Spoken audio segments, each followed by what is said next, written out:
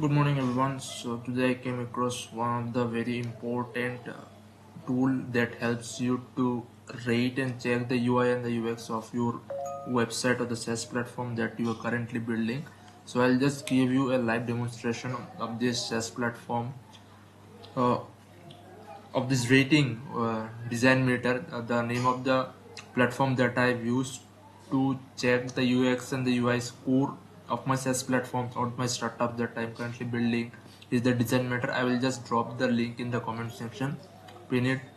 So here in this section I just have added one of the small website that I have developed for the founders and the entrepreneurs to make them understand about the legal startup ecosystem in the India. From the legalization to the commercialization, this website consists of all of the tools for a founder that should be known before going to any kind of the consultant regarding his startup.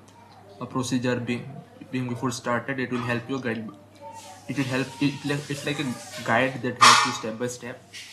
So as you can see, this is my platform that I have built, and I will just show you the scores. The scores are really good. I just taken the consideration of the score responsibilities and everything. It just gives you a very viable KPIs that literally measures your systems or your website UI and the UX, break it down so that you can consider it and make it more better for the user conversion rate, this and that. Obviously you need to unlock step by step. Every week says it's a paid version, but still let me show you. So this is the platform right before the fixes are being done. As you can see, it's a little bit of the gloomy, but currently right here, after the fixes being applied through the DesignMeter, you can see the platform has gone little bit of far better. The UI looks good, the positioning, the template, the div cultures, whatever the UI and the UX, the gappings and everything has become a little bit of far more better. For me it looked the far much better, because if you can see, it was little bit of clustered earlier, little bit of clustered the sizes, but here it looks a little bit of better as compared to the last one. In the sense, I will just recheck it again. So